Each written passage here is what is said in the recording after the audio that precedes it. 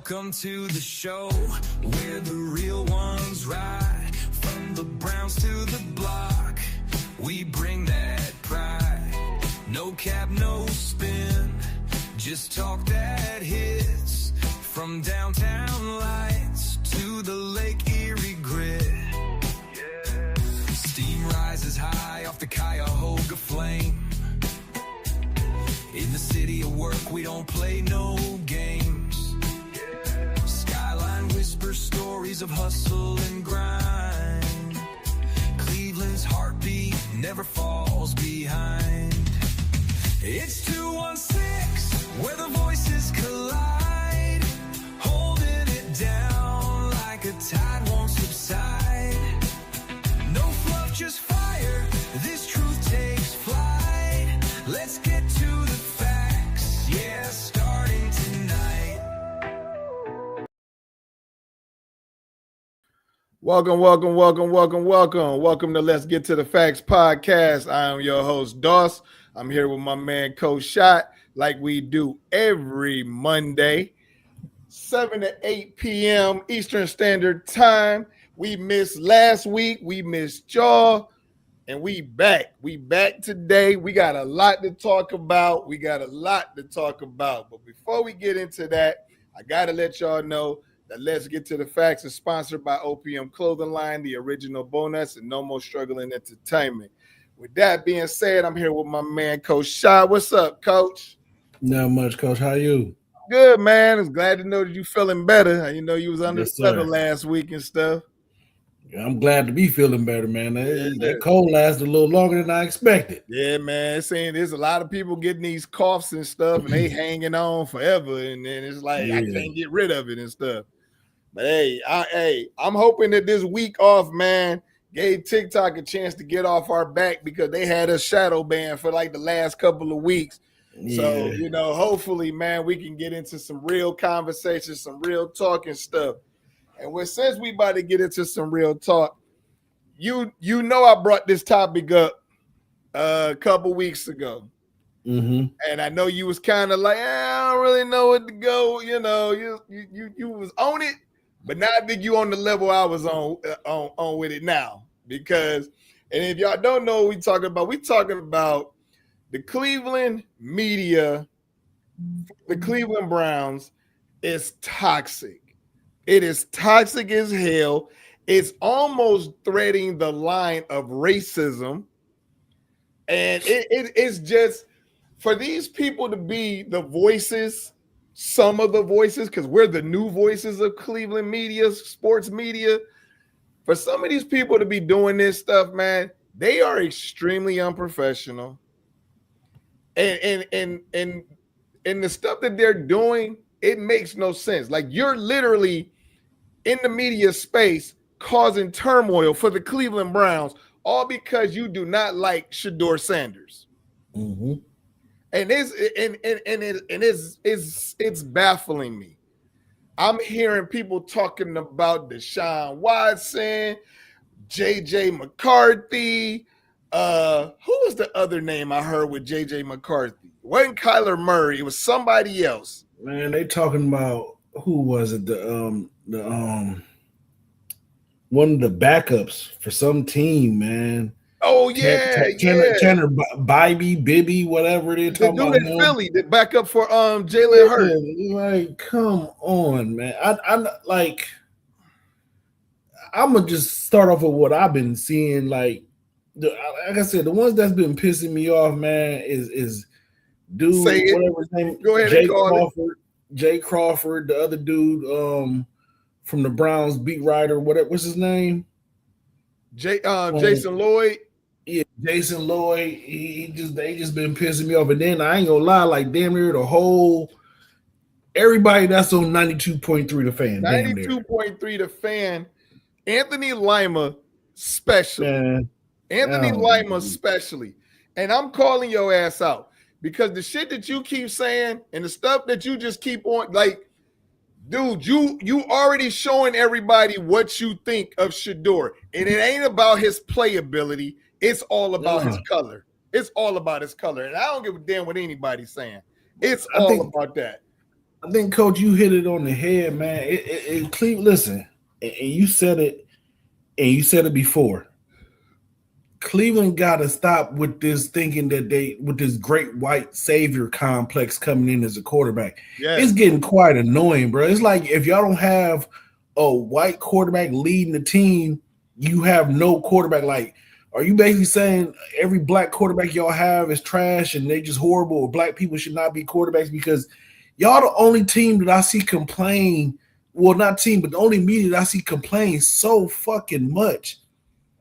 Oh, yeah. we need to draft Ty Simpson for fucking what? For what? For what? Exactly. Ty Simpson is not better than SHEDEUR. He's not better than Deshaun Watson. Why are we drafting him? Right. And the JJ McCarthy thing was the thing that pissed me off. You knew he wasn't shit coming out of college. Then you turn around and then you watch what he's done in the NFL with weapons. JJ was cheeks when he was in Michigan. The only reason why JJ and them won championships because one, they had an old ass team that year, and secondly, he had some good players around him. But JJ wasn't a good quarterback when he was in Michigan at all. At all. The running game is what saved them. Okay, yeah. When he got in the NFL, I seen the man. They were showing pictures of him during tour days, during OTAs, during everything else.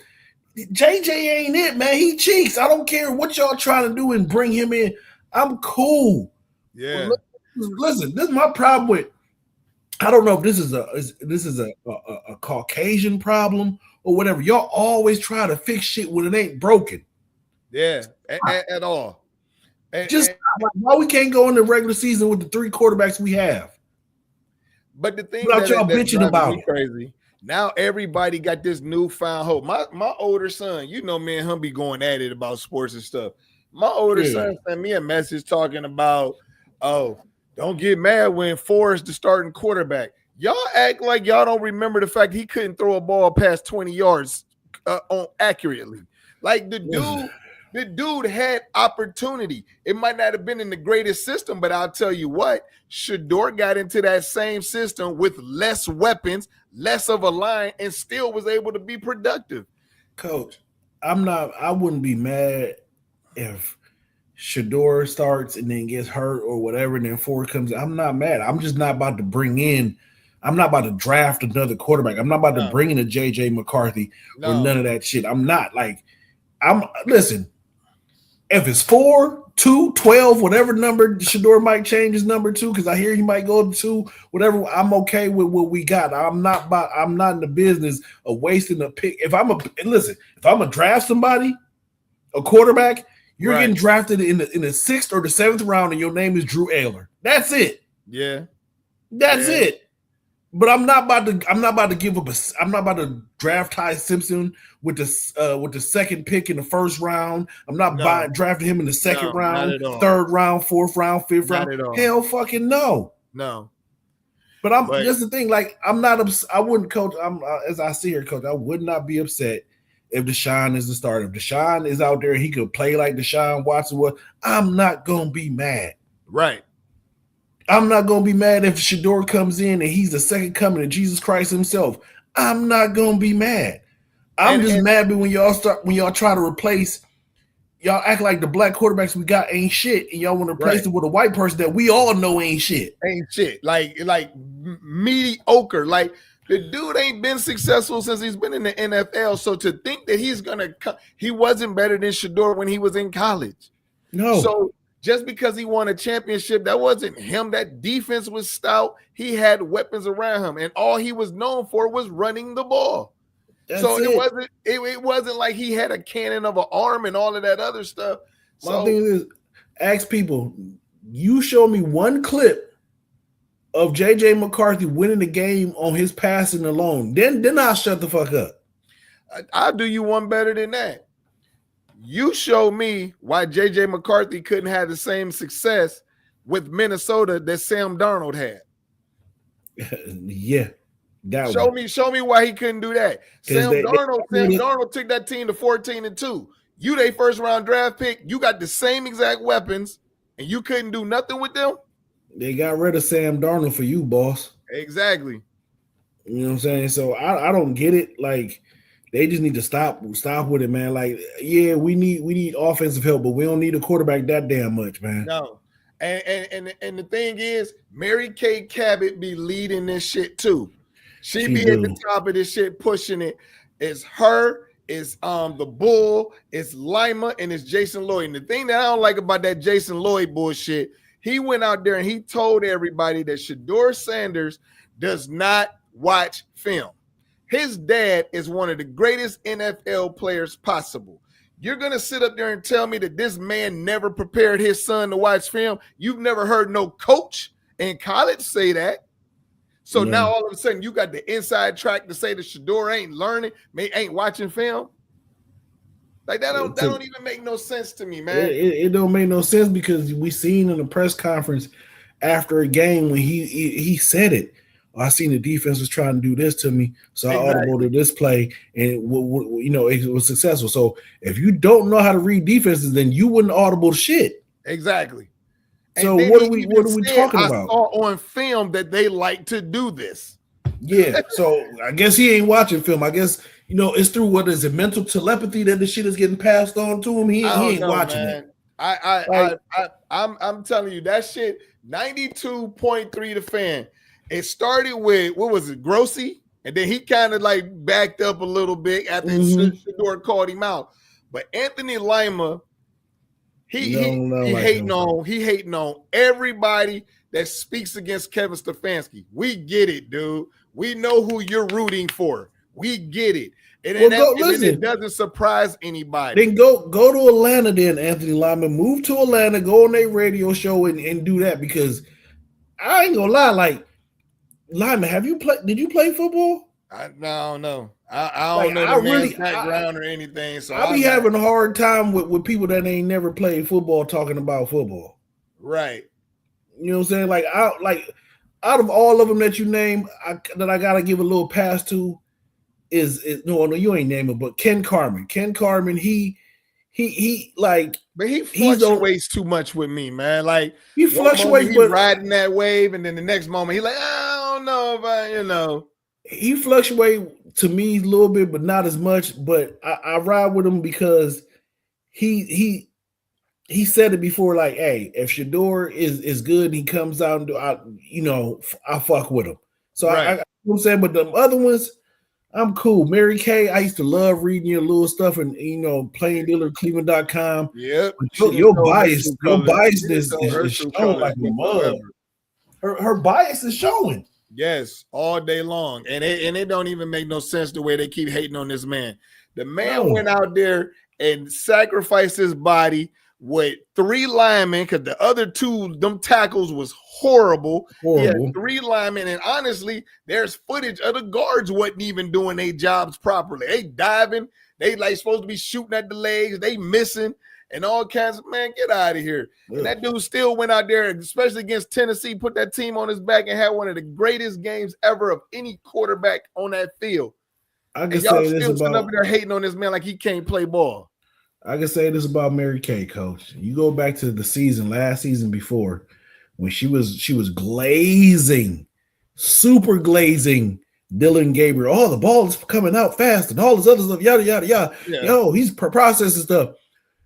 Where did all that shit go once the season started, when he started playing?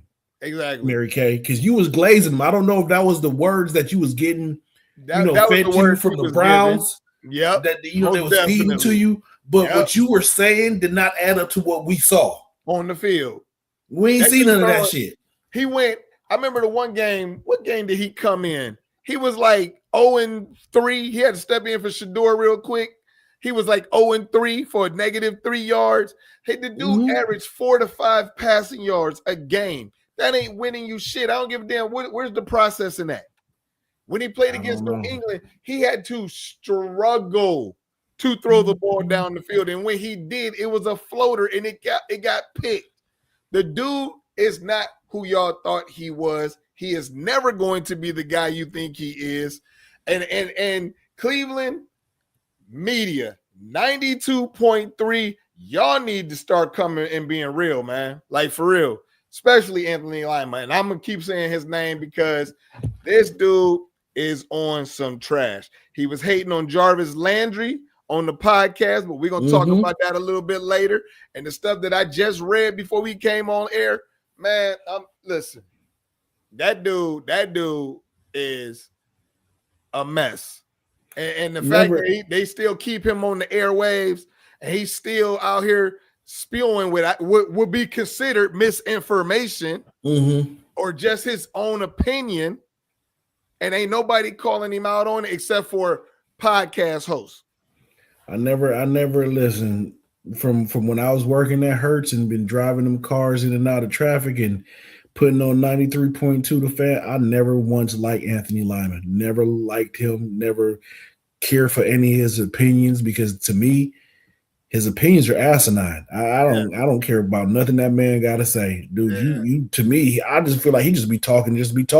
I think so too, because this stuff he be saying, I'm like, did you really just say that out here? Like, are you listening to yourself? And the thing is, it amazes me how they watch the game differently than everybody else watches the game. See, I think what gives us a leg up is because you and I have coached for many of years. So we see football differently than a sports fan does. Yeah. If you ain't a former player or a coach, you watch from a fan's aspect, and then you miss specific things. And so I think he watches and speaks from a fan perspective. Yes, he's a sports pundit, but at the same time, you still don't bring legit facts. You bring garbage. I don't know if that's create drama or whatever, but that shit don't work. No, he brings his bullshit ass views into it. Like, dude, I don't know. Like, I just be wondering, like, are you getting, how when, with these influencers, as far as in the politics world, they talking about, they getting paid by these outside people. I'm like, Lyman, are you getting 2 checks? Are you getting one from 92 3-point fan, and you getting another one from Kevin Stefanski? I don't know. He getting it from somebody, because he stayed glazing them, coach. He stayed glazing Stefanski all the time. And I don't know, man. But my cousin just put up there, he was like, he was like, I don't listen to 92.3 no more. Rizzo always has his back. Yeah. He don't always have SHEDEUR's back. He had to get chest. He had to get checked for that. He had to get no, not Rizzo. It's the other one. I think we might have it mixed up, but it's one of them, coach, that I ain't gonna lie, he always got his back. But then there's the other one, the older dude. It ain't Rizzo, but he be on the same show with Rizzo. But he be at this he one of the people in the media for the Browns and stuff. I think it's Tony Grossi. Yeah. Grossi is the one that don't, but Rizzo, I ain't gonna lie. Like, whenever I watch Rizzo, Grossi is the one he checked. Yeah, Grossi is the one that he checked, because Rizzo always, from my understanding, has his back. I gotta give Rizzo his props, but Grossi is the one that be on and off and be on that bullshit. So somebody just posted on TikTok. They said, "I'm so tired of Jason." I'm sure you're talking about Jason Lloyd. The one thing I saw is this. Jason Lloyd said that he had inside. The SHEDEUR camp said they put a name on it. Yeah. They put a name on it. So when you don't put a name on it, that lets you know that you full of shit. I seen the whole thing, because it was a caller that called in and said, yeah, put a name on it. Put a name on it. And then he turned over, I think it was Ken Carmen, and told Ken, yeah, you seen the text message. And Ken was like, yeah, I seen him, but put a name on it. Exactly. You know what I'm saying? So in my eyes, it's like, you can say whatever you want to say. You can show whatever Fugazi text message that you want. Until you put a name on it, I ain't trying to hear none of that, bro. Yeah. So somebody else put up this is, why do you always need to have SHEDEUR's back? Because he is being hated just because of who his father is. Y'all are eliminating and ignoring what he did in college stat-wise, and then y'all are just hating on him because he's a confident black man who had money before he came in here. So y'all start making up all of these narratives and stereotypes about him without even giving him a chance to be on the field. Then when he gets on the field, he's successful. Y'all shut the hell up. But then when he does something wrong, y'all come out running, screaming, and say, oh, you see what we said? This is what we talking about. But you ain't say shit when he was doing things. You ain't say nothing when he was 3 and 4, winning, moving the team and stuff. You ain't say nothing when he was outperforming Josh Allen, Aaron Rodgers, and there was one more other quarterback he outperformed in there. Cam Ward, the #1 draft pick. So y'all don't say shit when it's that. Y'all just talk about when he does something wrong. But y'all ignored the fact that Dylan Gabriel played like ass for 7 games. I'm gonna say to answer that question on my behalf. The same reason why y'all sit up here and glaze the fuck out of Arch Manning. The same fucking reason. Okay? Y'all glaze Arch Manning because who his dad is. Y'all glaze him. And he played when he was in high school. He played at one of the he played against Our Lady of the poor ass teams. These little kids ain't doing nothing but right now writing they dissertations in college and shit like that. They're not playing in the league. Nope. But y'all glazed him, made him to be the second coming of Jesus Christ himself. And y'all, we seen what he did when he played Ohio State. We seen what he did the whole season. But y'all still, all I'm hearing now is the Browns are setting themselves up to draft Arch Manning next year and all this other shit. Why? The fuck are we doing? Exactly. So that's why, and I'm gonna keep defending SHEDEUR because as long as y'all keep the blazing subpar football players, like to me, like an Arch Manning and the rest of these other fools that y'all glazing, I'm gonna glaze SHEDEUR. Even. Right. We even. Fuck it. Yeah. But then the other part is, so learning, I give you credit. You're right. If you put a name on your source, then you kind of lose your sources type of deal. Yeah. But then if that's the case, then don't bring that shit to the television or the radio or the airwaves, because now you sparking controversy and people are gonna be looking at you like you crazy. You know what I'm saying? So that's the other thing. Now, as far as the Arch Manning thing, we ain't even got to go as far as the Arch Manning thing. This is another reason why why people got to come out and defend SHEDEUR Sanders. Prime example, draft combine this year. Fernando Mendoza chose not to throw at the pro day. And they're praising him to be a great team leader. He wants to throw with his teammates from Indiana. When SHEDEUR said he was going to do that, he's arrogant and he's cocky. That's the reason why we defend this man like that. We gonna keep defending him until y'all stop with these double standards, flat out. Exactly. Until y'all treat every black quarterback the same way y'all treat the white quarterbacks, we gonna keep doing the same shit because we're trying to prove a point to y'all, which is I don't understand. It's not getting through your head. Exactly. Which is you can't say one is good for skipping some shit and the other one is horrible for skipping the same shit. Like, what are we doing?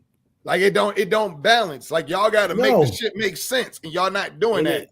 It's not 1 + 1 equaling 2. YM is right. He said he was like 3rd round pick was wasted on Dylan Gabriel. Ain't nobody talked about that. That was nobody said nothing. Nobody said anything on that. Coach, let it have been SHEDEUR, the 3rd round pick that was wasted on. That should have been front page news the whole time. News. Exactly. That's what we're trying to point out to y'all, that y'all just, I don't get why they not understanding this shit, Coach. I don't know, man. And it honestly, I do know. And it's literally what I said. It's because of who his father was. And now they're looking at him like a Nepo baby. And it's just like, oh, he's not supposed to get that. He's not supposed to benefit from that. And that's what it is, man. Sounds like this is not about football. Lots of people say it was a wasted pick. Who was a wasted pick, SHEDEUR or Gabriel? Because I think we already know who was the wasted pick, because SHEDEUR is about to be your starting quarterback. He couldn't have been a wasted pick. Okay, he said Gabriel. All right. Yeah, of course. Most definitely. Listen, and right now, where's Gabriel on the depth chart? Third. Okay, let that sink in. Yeah. Okay. Yeah, that dude was terrible, and he was Stefanski's pick, so he needed to take his ass to Atlanta. We don't need him. Man, listen, you could have him a lifetime supply of corned beef sandwiches for nothing. Go to Atlanta.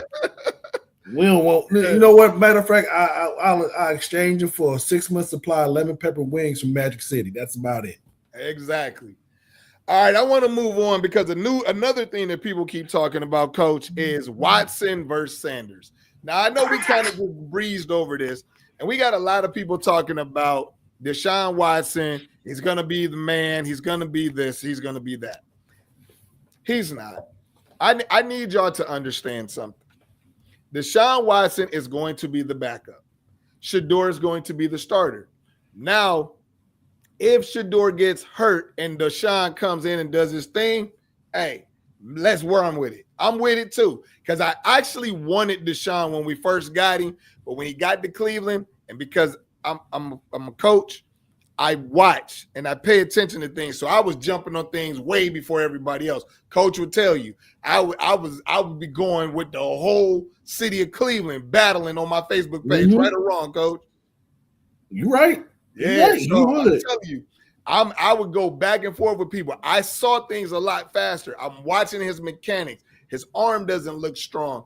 He just doesn't look like he knows what's going on. And there is rumor that he was terrible at watching film, even in college. So it showed on the football field. See, it was different when you were in Houston and you had weapons. You could just sling it. You could find the open guy. That don't take coaching. You find the open guy, you could just throw the ball if you're a natural quarterback, and that's what he was doing. When he got to Cleveland, the AFC North is different. It's more aggressive. So you got to be quick on your shit, and he wasn't. And that's why he played like shit. That's why he looked terrible, and everybody started booing him. It wasn't about the sex allegations. It's about the NFC North was too different for him. So what I need y'all to understand is this. Todd Monken got the job because he always wanted SHEDEUR Sanders. SHEDEUR is going to be the starter. SHEDEUR is going to be the guy that they're going to run with. That is his guy. That's who he's always wanted. So it doesn't take a rocket scientist to figure it out, which is the reason why we're not understanding what the hell Cleveland media is doing. They're trying to force feed Watson, J.J. McCarthy, the backup quarterback from Philadelphia. Notice we said backup. We don't even know his damn name. Then, you know, you're naming Mac Jones, all of these people. Ain't nobody made no moves. You know what they did? They built that offensive line up to protect SHEDEUR so they can let SHEDEUR be SHEDEUR. So y'all need to stop with all of the craziness that Watson and any other person is coming in. Todd Monken knows who his guy is. The only thing Deshaun's waiting for is an injury. That's it. I'm gonna go one better. I think, Coach.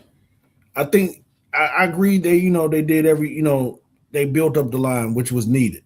Yeah. I think also they did it in my eyes for whichever one of those two quarterbacks is going to be there. You know what I'm saying? Yeah. And I feel like I feel like everybody like, oh, we taking a left tackle with that number 6 pick. Nah, I don't honestly. Yeah. I don't see the point of really taking a left tackle within the first 3 rounds of the draft. And hear me out. This is my thing. I still believe in DeJuan Jones. And also, there's also other left tackles out there that I wouldn't mind the Browns going to go get, like on a 1-year deal, i.e., a Tyler Decker from out of from Detroit. Okay, you know what I'm saying? Wasn't Decker with Cleveland already? No, Tyler Decker. No, he been with Detroit from when he been drafted from them from Ohio State to Ohio Detroit. State. Okay, yeah. I don't know why I keep thinking that happened. No. He a free agent right now. I would rather go do that. Okay. Keep the one and let them two battle it out. And then if one get hurt, you got another one to plug in behind them. Yeah. You know what I'm saying? And then the rest of them picks, I'm getting my skill players. I'm drafting, like most of my mock drafts that I've done personally, I'm taking three receivers. Oh, I'm taking 3 receivers. I'm taking a tight end. Not with the first 2 picks, though. Oh, Coach. You taking 2? Hell no. Yes, Coach. Nah. I'm not listening. The way they maneuvered to me in the free agency, there is no point of taking the fucking alignment with the second pick in the first round. There is no reason. I mean, I think you need to. I think I would shoot with the 24th pick with alignment. I wouldn't even do that because there's, to me, only one that I ever did in the mock draft and I took was Caden Proctor out of Alabama. And if he wasn't available, I went straight receiver again. Because to me, I think the offensive line is fixed. And now that I look at it, like, if now that I do it based off a scenario that the Browns get Tyler Decker, they got DeJuan Jones. So therefore, my first 2 picks, damn near 3, is receivers. I don't know if I like that one, Coach. Because if I'm gonna do anything, if I take the Decker, I'm going Carnell Tate and Caleb Downs. But see, Downs or Tate ain't gonna be available in that 24th pick. None of them is, Coach. None of the mock drafts that I do, which is do Pro Football Focus, and I'm the Browns, and I'm drafted for the Browns. Downs and them is done after 1 through 10. Okay.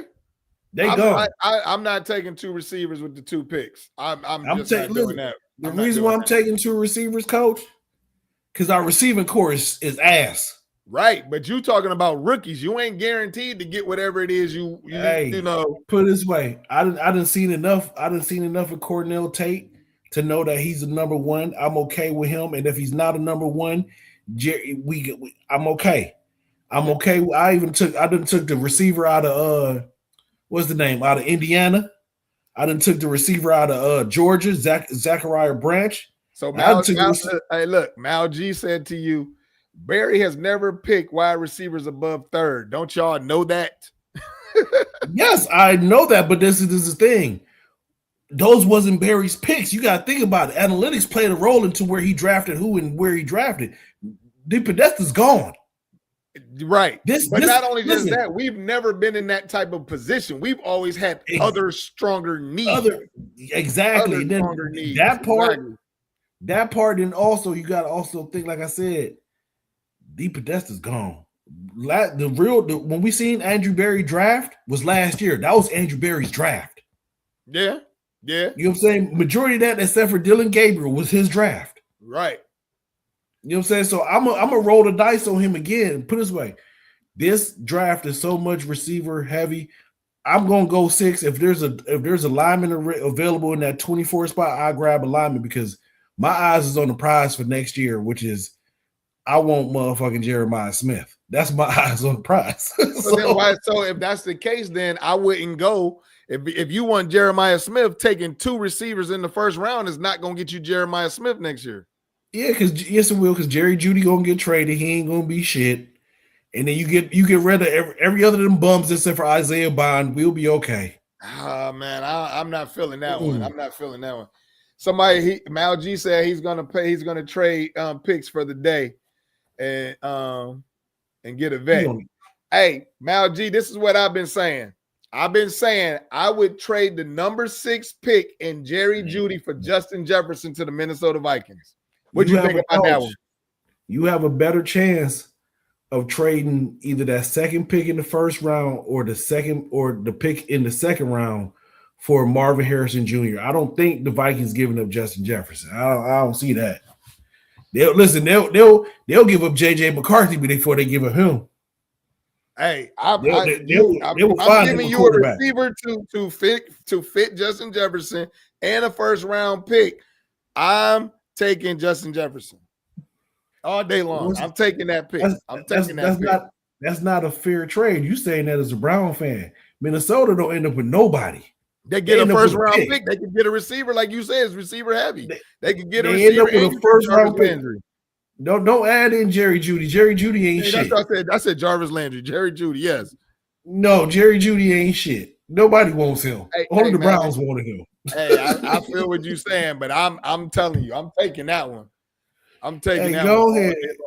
Go ahead. But I'm gonna say this: if the Browns don't look at that one kid out of John Carroll, man, I think that's gonna be a big loss. For some reason, Coach, I am real smitten with this kid. I know you keep talking about this kid. When I watch his tape, man,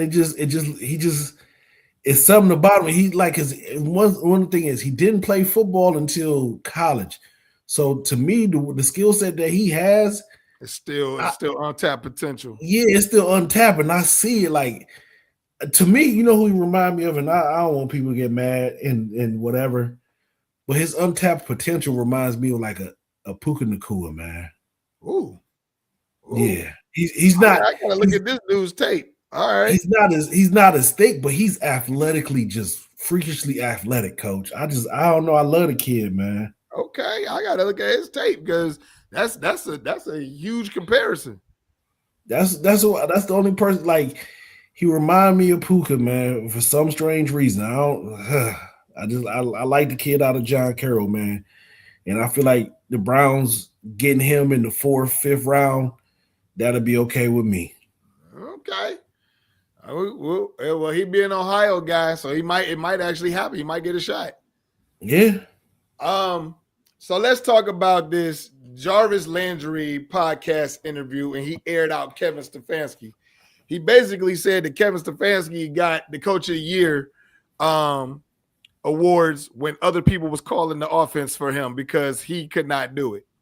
What you think about that? I mean, I don't know about the first one. That's what he said for both of them. He said I can't really speak on the first one. The second one was a little sketchy to me. Like I said, I don't think to me he should have only won one Coach of the Year. But the second one, they gave it to him because of all them different quarterbacks that he used and shit. But put it this way, man. How can I put this? If he's supposed to be this offensive guru and all this good shit that people have been saying about him, your fucking offense is elementary. It's basic. It's super basic. It's basic, but so I don't get it. Like just watching the other teams and seeing how they creative and all this other shit. It was our offense was a snooze fest. It was boring as fuck. All right, so I want you to listen to what Anthony Lima had to say about the interview with Jarvis Landry. Coach of the Year. A bigger point is like Jarvis Landry is trying to throw dirt on the entire era of Kevin Stefanski, and then adding at the end, there's 2 Coach of the Years. Yeah, those were good seasons. He deserved Coach of the Year. He earned Coach of the Year in those seasons, dealing with everything that we found out since that he was dealing with behind the scenes. Kevin also had bad years. It also got stale. I think Kevin needed to reinvent himself a little bit. I actually think it might be a mistake that Kevin didn't take a year out of football, but you know you can be gone and forgotten very quickly the way this stuff works. I don't know that he's going to be successful in Atlanta, but why do I have any reason? He is making it seem like Kevin had nothing to do with the successes of those teams, and that's laughable. That was his impression of it. It's a very silly impression. It probably isn't all the way accurate, but now I want to stop that right there. That man was in the locker room on the football field, and you're going to say that's a silly impression? How are you going to tell somebody who was doing it that he don't know what is going on, and your ass ain't on the field, in the locker room, in the coaching staff, nothing, and you got all of this heavy opinion on him and talking about what? Come on, man. But let me read to you though. Let me read to you. Hold on, Coach. Let me read to you what this dude says. We all know that we all know what the score is here. You were cut by Stefanski. You were mad about it. Tough luck. Guess what? Kevin's coaching in the NFL, and you're doing a podcast about Kevin. That sounds like somebody that's Anthony Lima. Like, I just wanted to ask you, how does Kevin Stefanski's nuts taste like? Because they all in your mouth, bro. Kev, they all in your mouth. He ain't naming no source, man. We already know that. They all in. My thing is this, Coach. Like how you said, Jarvis was in the locker room. You know what I'm saying? So exactly, he knows what was going on. Exactly. He said out his own mouth. Yeah, everything was cool. Then once Kevin won that first Coach of the Year, then he came back next season. He switched up. You know what I'm saying? His ego got bigger. Mm-hmm. And flash forward to this season. Yes. After the game, and they was in the locker room, and Kevin said to the players, "You know I wouldn't lie to y'all." And what was Miles' face looking like? Like shit. What? So once again, Mr. Lima, how does Kevin Stefanski's nuts taste? So we got flagged again, man. We got flagged for harassment and bullying, and I don't even know who we harassing and bullying. Who do we? I have no idea whatsoever. Hey, y'all gotta be the biggest haters, man. Like, yeah, I don't understand where we got. So now we being restricted with our audience and stuff. So once again, harassment and bullying. Who are we harassing and bullying? We haven't argued with nobody on here in that regard. And we guess somebody I guess I don't know. Maybe the people from 92.3 The Fan is watching our show and getting it could be they stuff in the knickers. But the whole thing is this, man. Lima, you're showing your bias. You're showing whatever. You showing us that you're riding for Kevin Stefanski, because no matter what, Jarvis had an all-pro career, played well, came into Cleveland and changed the whole system, the whole system, the organization. Yes. You know what I'm saying? So you can say whatever you want to say about him hosting the podcast. Yes, his career is over. What else do you think he's going to do? Exactly. You going to talk about the shit that he's been doing most of his life. Exactly. But you just mad because he's talking about y'all coach. He didn't have a good opinion of him. He said, hey, the first year was cool. And after he won his coach of the year, then he switched up. Exactly. Be mad. Just stay mad. All right. So wait a minute. Is the Beard Gang KS fans? What? It's the Beard Gang KS. Oh, Kevin Stefanski fans. I got you. Yeah, you're right about that one. Hey, so because we running out of time, because we could do this all day, Coach. But let's talk about the Browns free agency grade. What would you give it? I give them a B right now. Okay. I give them a B because they knew what they needed to address. They went and addressed it. I think they spent their money very wisely. You know what I'm saying? That leaves them a little bit more room to do some stuff. I don't think they done yet. But I give them a B because they knew what the issue was and they went after it. That seems to be the consensus on TikTok too. A B. The only thing I wish they would have did was made a move for a receiver. I want a veteran receiver with some young receivers, and I want a good veteran that they can learn from, not no pass dropping Judy. So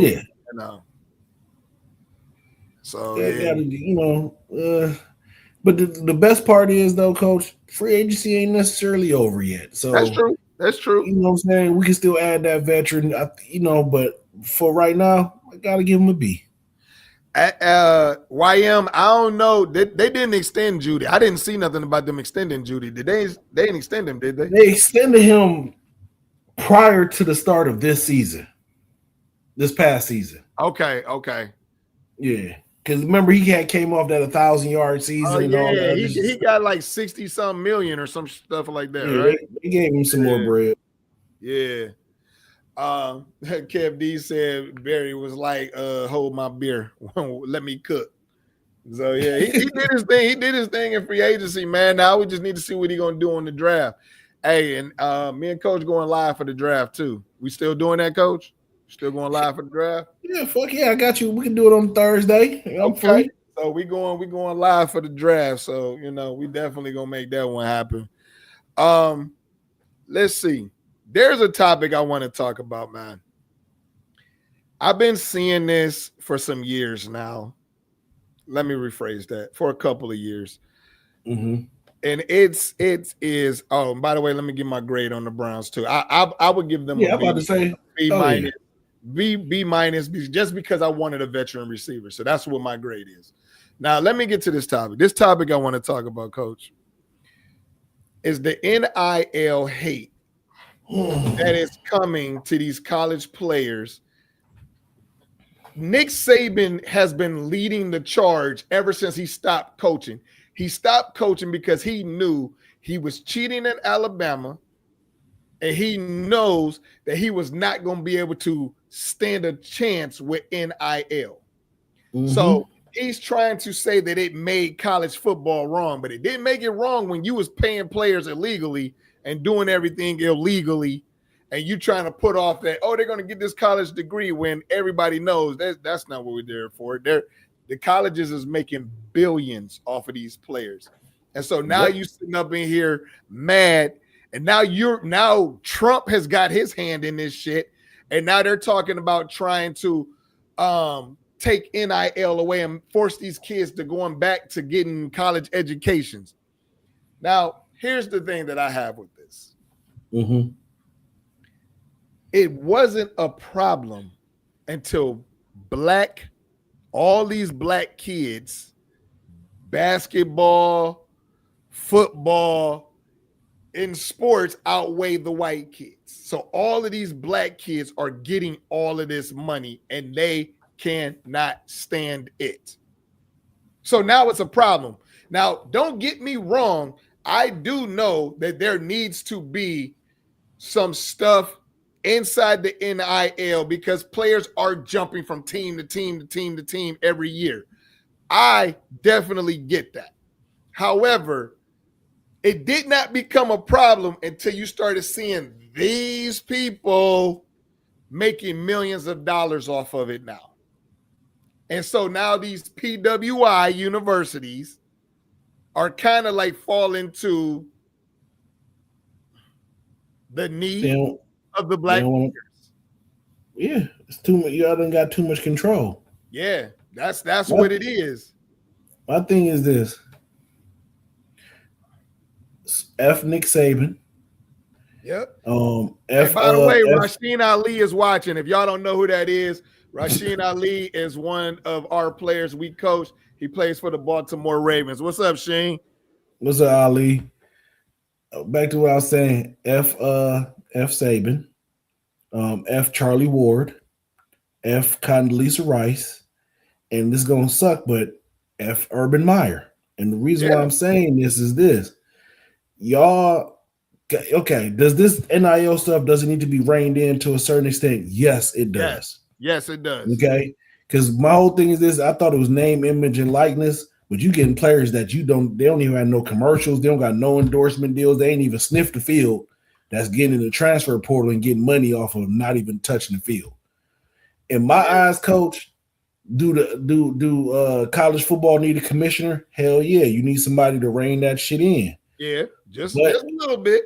Just a little bit. And this is me. And because I thought about it, I'm like, to me, it shouldn't be no player in college football pulling in millions of dollars. I look at it like this way, coach.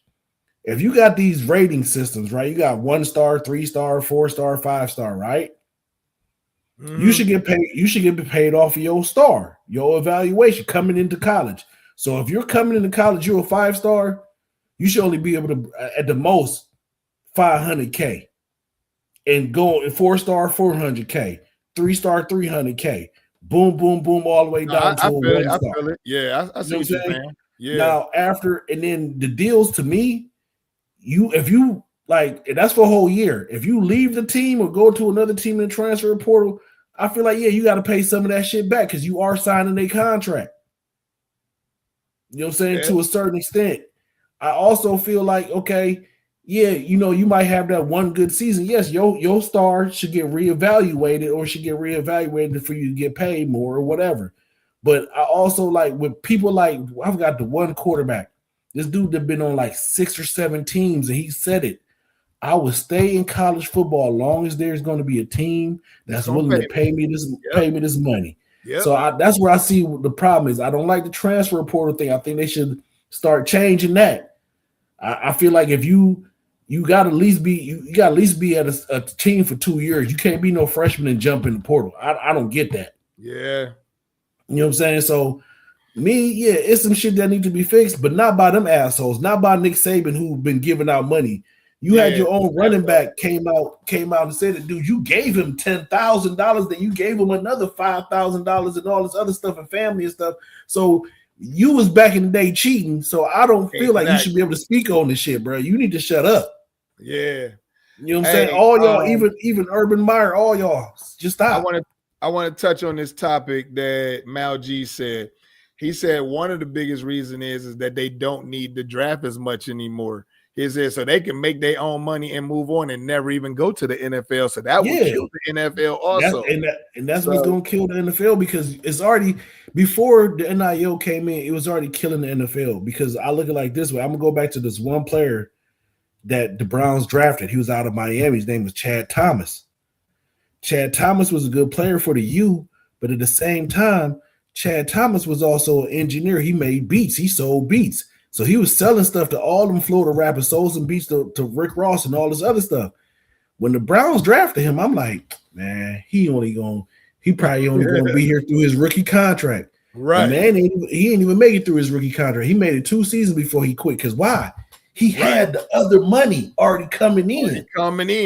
Exactly. So he didn't need the league no more. After he got his 2-year checks, he used that to build a home studio, build some shit. He don't need them no more. Yeah. And that's the problem with, I'm sorry, with these white owners in the draft. Y'all mad that these players will no longer need y'all. And that's exactly what Mal G kind of hit it towards too. He said it removes the desperation and the power from these teams. Yeah. Also, one person is, I think it was Poobs 201 says, what about the kids that get these career-ending injuries playing for these multi-million-dollar schools? So, and I think they should have like insurance to cover all that stuff. They should still be able to get their scholarships. They should still be able to, like, that stuff, like the rules, certain stuff do got to get changed, and it got to be, honestly, got to be beneficial for both sides. It can't be lopsided in this whole thing. No, I agree. My bad, Mal G. I just misspoke. I was just going off the name. Like how you said, Coach, you have these colleges that are making billions of dollars. No, y'all gotta spread the wealth. Like I just remember when I was in college, Coach, and the very beginning of the school year, and we go buy your books, right? Yep. And how Bowling Green had it, they had a room where you went to go pay for your books, but then off to the corner had all the football players' books. They just came in and picked up their shit and walked out the door. And got them and left. Exactly. Listen, that shit used to piss me the fuck off because I'm like, I gotta pay for these books. Y'all come in there and just grab y'all shit, y'all. And then that's like back in then, I was a little hater because I'm like, nigga, y'all already going to college for free. I'm walking out this bitch $100,000 in debt. Y'all should be cool. But I understand because you play the sport, you know what your body goes through, you know the mentality, you know all of that shit. Yeah. So it changed. So I'm not opposed to getting paid. I just don't feel like it should be no Carson Becks that's getting almost $10 million to play. It shouldn't be no, what's the quarterback for Michigan? That's too much money, bro. I think it should be about, I'm gonna say they should be getting in the millions. And the reason why I say that is because these people make money off of TV rights, merchandise, on top of it, video games and all of that stuff. These kids should be seeing millions. I'm sorry. I think Coach, they should. I agree with you. They should be seeing millions, but they got to be doing something for the millions. You're not about to be a freshman that ain't never touched the field and you go into another school getting $1 million. No, it should definitely go off of your evaluation based off how important you are to that team. I definitely agree with that. So like I don't mind them getting millions, but nigga, what did you do to get the millions? Like if you ain't never touched the field, I ain't giving you $1 million. Yeah. No. I definitely agree. All right, so look, I want to switch to basketball because there's a topic that keeps looming around Cleveland. So here's the thing that I saw. Donovan Mitchell and James Harden are crying to bring LeBron James back to Cleveland. Why do I gotta keep saying this? We don't owe LeBron nothing. He did what he did for us 10 years ago. We don't need that man because what takes place is that we allow him to come and then something goes wrong. Now, all of a sudden, Donovan Mitchell is a bum. James Harden is a bum. And Mobley is a bum. Allen is a bum. And that's exactly what keeps happening. Every team he goes to, everybody becomes a bum. The only person that's willing to play with him is Luka. That's it right now. Anthony Davis, he was there for the longest time. He became a bum. He's soft. He keeps getting hurt. This, that, and the other. Man, listen, we don't need LeBron here in Cleveland. We don't. Coach, We got the squad. We got the players. We got the coach. We don't need him. Go ahead, Listen, Coach. I hear you, but unfortunately, LeBron will be back in the Cleveland Cavaliers jersey next year, Coach. It'll be a one-day contract for him to retire with. It ain't gonna be no one day, Coach. He gonna play the season. He gonna go on his little retirement tour. He coming back, but this way, at least he coming back. I'm okay with dude coming back if he come back under these terms, which is, I ain't about to pay you your old LeBron James money, bro. No, we don't need LeBron, man. No, I'm not saying. Listen, Coach. I'm honestly ready for LeBron to be out of the NBA. I'm not saying ready for it. I'm not saying we need him, but he'll be back. No, for a one-day contract to retire his jersey. It ain't gonna be a one day, Coach. I do not want that man. Listen, man. He coming back. He bringing Bronny, Bryce, Zari. He bringing all of them. Because next you're gonna get, he gonna be pushing for Bronny to be starting. He gonna be pushing for Bryce to get drafted into whatever, and then it's gonna be what it was last year or 2 years ago with Bronny. And it's like, no, man, we don't need no more LeBron in Cleveland. We thanked him for his services. We let him go off and, you know what I'm saying, do his thing over in Miami. We let him go do his thing in LA. We don't need it. We don't need it. So, you know, real quick, Coach, why you doing your thing? Oh man, don't tell me something. Your boy Anthony Lima is back on the bullshit. What is he saying? Hey, you know we already got flagged because one of his haters done violated us. So what are you talking about? So this is what he said about AB and free agency. Oh my Lord. They have a lot of offensive linemen that are averaging to below average. Everyone is saying, hey, they fixed the offensive line. No, they addressed the offensive line with a bunch of guys whose previous teams did not prioritize them. That doesn't mean you're going to have a great defensive line. You probably means you're have an average group, average ceiling for this group. He needs to leave. He needs to go to another. Go to Atlanta. Yeah. Dude. That's where you need to go because you are a Cleveland hater. Cleveland hater all day long. And then just to add this, the next thing that I seen was, Joe Hayden and Debo got their podcast as well. Right. Basically, Joe Hayden, to sum up what Joe Hayden said, Jarvis Landry has no reason to lie. Sum everything up. There you go. So there you go. Take that for what it is. And like I said, he was in the locker room. He was in the practices. He was in the meeting. I'm going to listen to Jarvis Landry before I listen to you, a radio dude who just got on because of who you know or whatever. I'm not listening to you, dude. I'm listening to the person that is telling me who had the actual experience in the facility. Yeah. I'm not listening to you, man. Even Shady McCoy. Stefanski's horrible. Loses locker room, media controls the roster.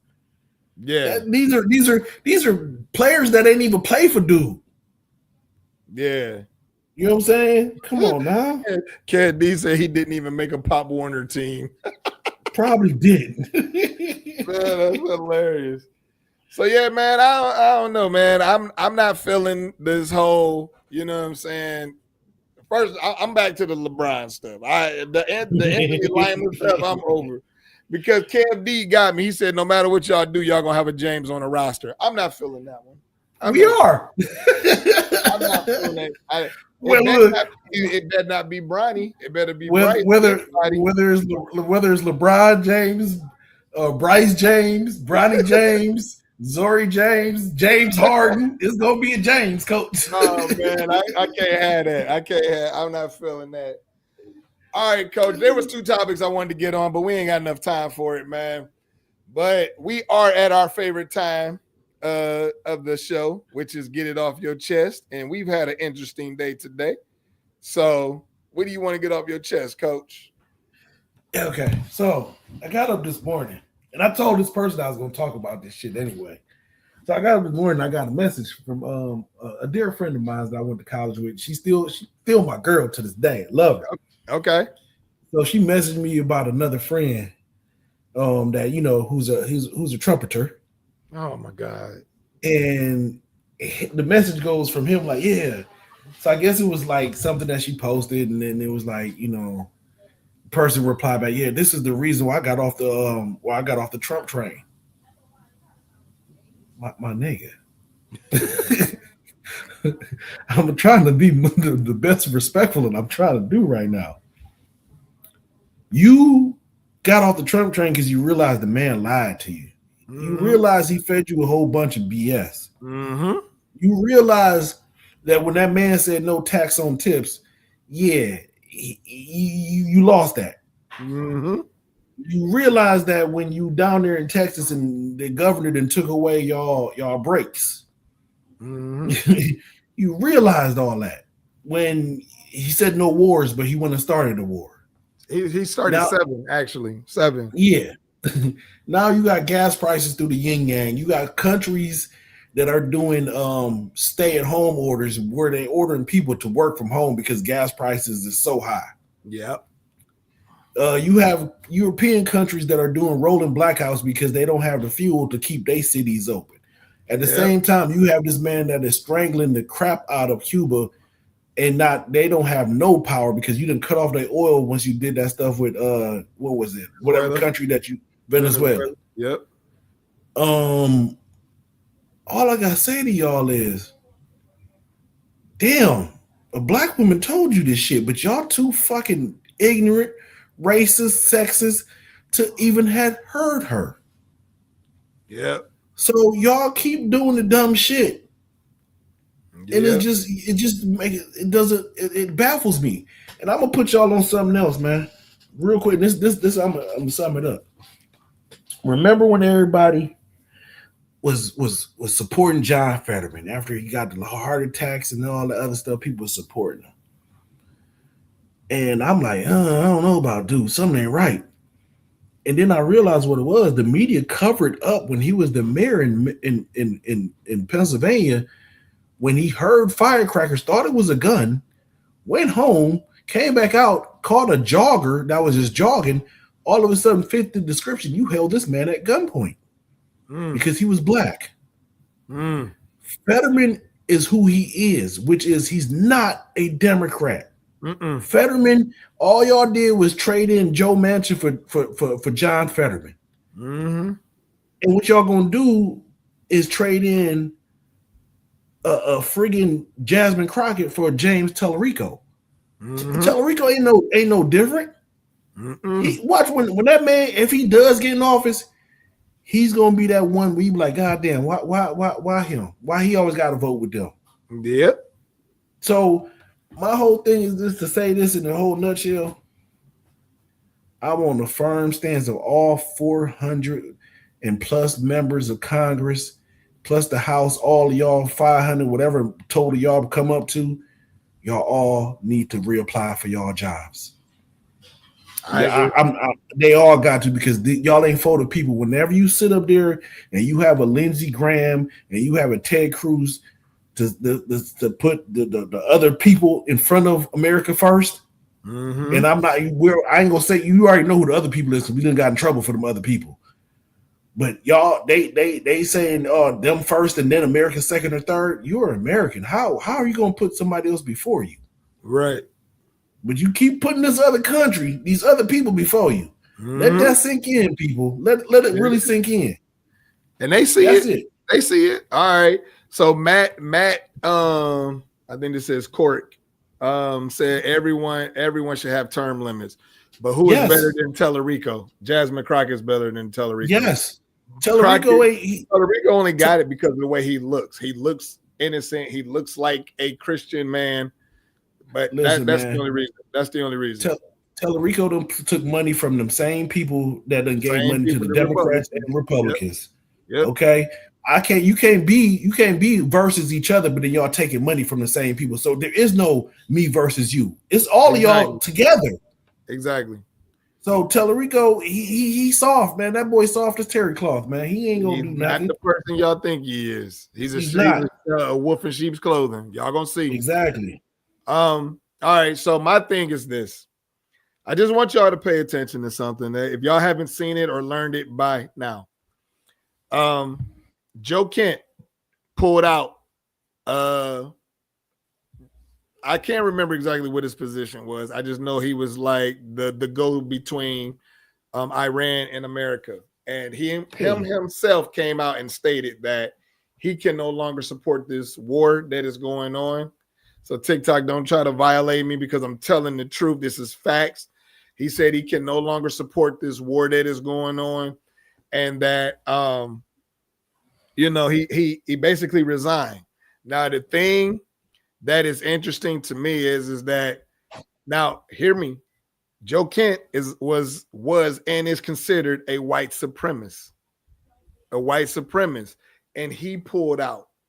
And now, Trump says that all of a sudden, because he pulled out and he kind of aired out some stuff, that, he's weak.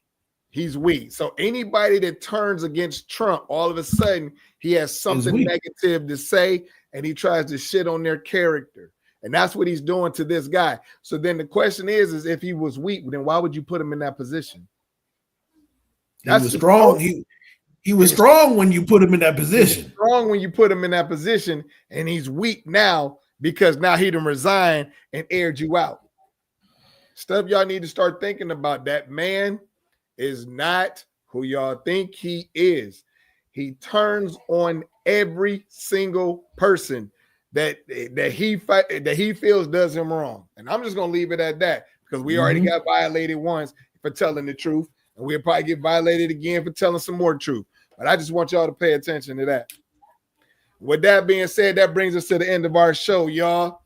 Once again, I'm Doss, my man Coach Shot. We do this every Monday, 7 to 8 p.m. Eastern Standard Time. We go live on TikTok. We go live on YouTube. We go live on Facebook. Coach, you on Instagram or you do on Facebook? I'm on both. Okay, so, and we on Instagram also. Make sure, man, y'all hit the like and subscribe button on the YouTube page. It's Let's Get to the Facts .com. Let's Get to the Facts podcast. Just look it up. You'll see all of our videos. Go watch, check them out and stuff.